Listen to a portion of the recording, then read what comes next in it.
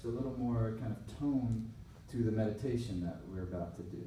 That's what I think is the value, at least in part, the value of studying the teachings, which I think is very important for me, is because it gives me navigation. It gives me, I want to know the landscape and the terrain in which I'm going to be traveling on.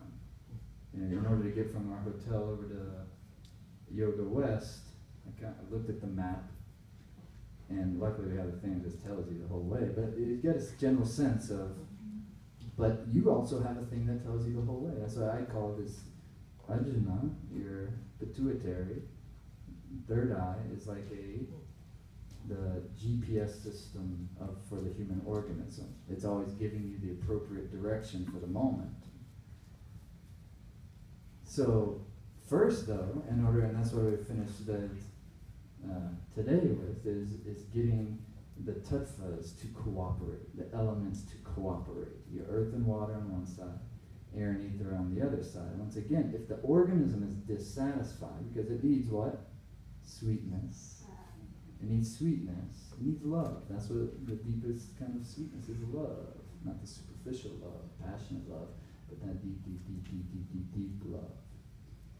So think of your child. Yeah, if you have a child, think of your child. All right, there is the love.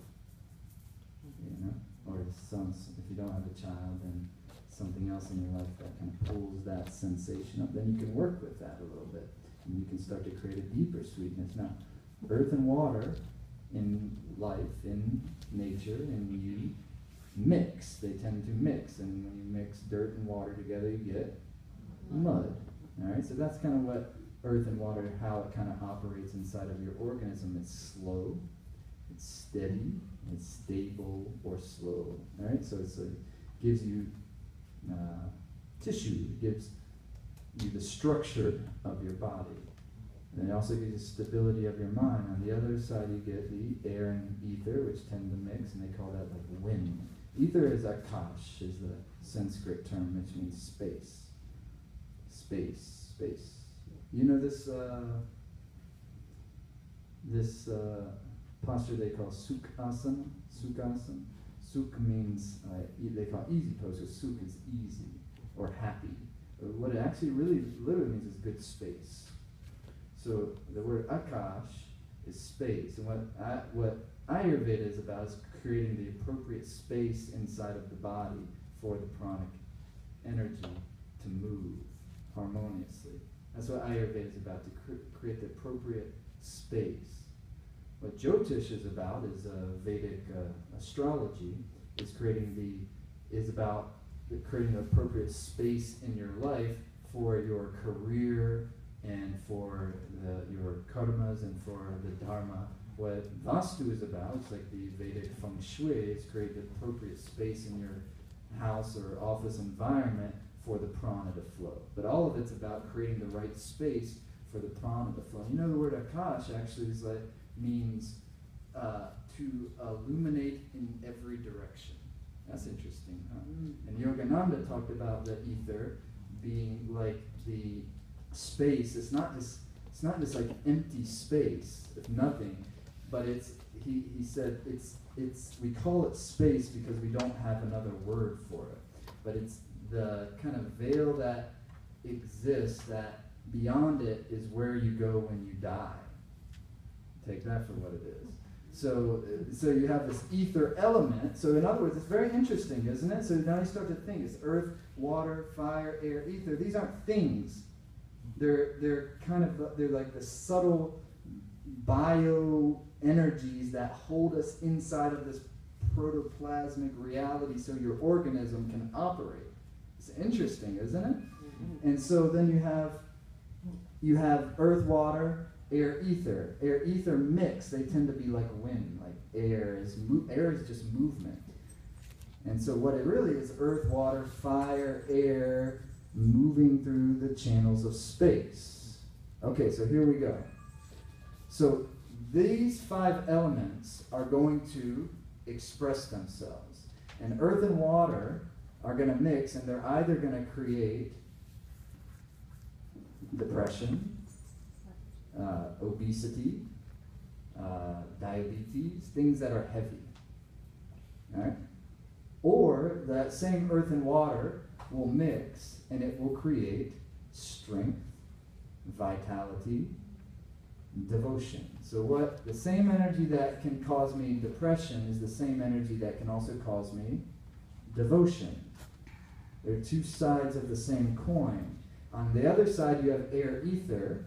Air, ether are going to mix that wind, that movement, the winds of the organism, and they're either going to create instability, which in the psyche will create anxiety, worry, doubt, fear.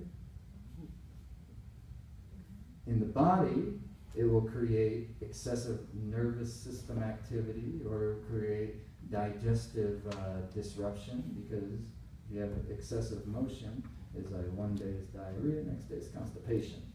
That's like the extreme version of it. Okay, so unstable digestion. Some days you're super hungry, some days no appetite whatsoever, type of thing. If there's one thing that should be maintained really at all times is fire. So one side I got air, earth and water, other side I have air and ether. Air and ether is creating anxiety, worry, doubt, fear, or could be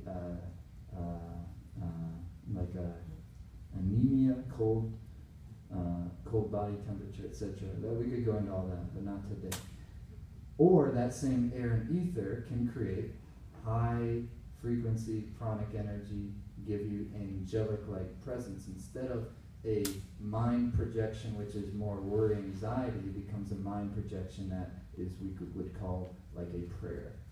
You know, so anxiety is already like a prayer, because you're always chanting something, aren't you?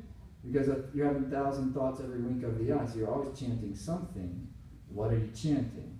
So if it's chronic subconscious anxiety that is dominating the psyche and therefore the organism, then it's a constant projection for some sort of unfortunate circumstances that I'm praying for.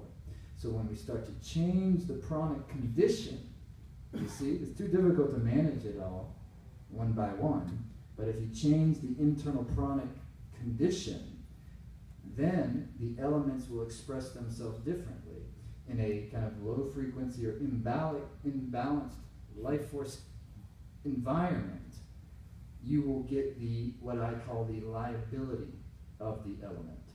Every element has a asset and every element has a liability.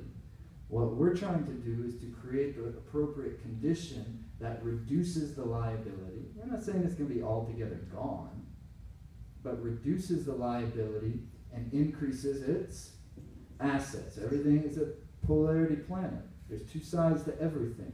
We're trying to increase the asset of the tattva, of the element, so that we and that's one simple word that can describe that is called vitality. You get the vitality of the system, then you get the heightened, higher expression of the element. Instead of depression, it becomes devotion. Instead of obesity, you get stability. You know, because what comes, obesity comes from earth, water, tattva. Excessive earth, water, tattva dominating the organism. Not by your mind, but by the subconscious and the unconscious. We'll go much more into that tomorrow. So, are you following me here?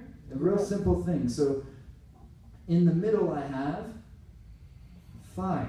Earth, water on one side, air, ether on the other side. You know, the first word of the first hymn, of the first book, of the first Veda is Agni. Agni means fire. So in a language where there's no punctuation, capitalization, placement of a word is very, very important. No emoticons. So fire. So if there's one thing that one should really take care of is your fire, or is your metabolism. That's what fire is, metabolism. You see this simple thing? So if I have excessive earth water, that's going to dampen my fire. If I have deficient earth water, then that's going to cause a problem with my fire. If I have excessive air ether, that becomes what they call in Ayurveda what? Vata. Right? Don't worry about that. So you get excessive wind, right? If you have excessive wind in the system, then you've lost the stability of the mind. You lose the stability of the mind, the organism isn't moving in the direction. The organism has lost its sense of rhythm, its sense of harmony. Okay? So all this stuff, anger can either be fire can either be bursts of anger, or fire can be illumination, radiance. Fire can either give you redness, rashes of the skin, or fire can give you luster of the skin. Fire can cause redness, irritability of the eyes, or fire can cause you beam of the eyes, luster, brightness of the eyes. Are you following me? There's an asset and there's a liability. So that simple concept, which is much, much more to that. But for just today, as we go into that, that's what we want with this final meditation we're going to be doing together, is so we are concentrating the prana. Because that's a lot of stuff going on, and it's interesting to know the landscape, but ultimately, in order for it to be practical for you and I, so that we're happy, we feel good, we feel stabilized in our body, we're moving from the center of ourselves. We need the pranic energy in the body we need the pranic condition to give us the assets of the elements and decrease their liabilities. So, if I can get the healthy pranic internal environment, then the elements will tend to do what they're supposed to do. If I have a kind of deranged pranic condition, then the elements are going to then react to that particular circumstance. Okay? What we're going to do in this meditation is work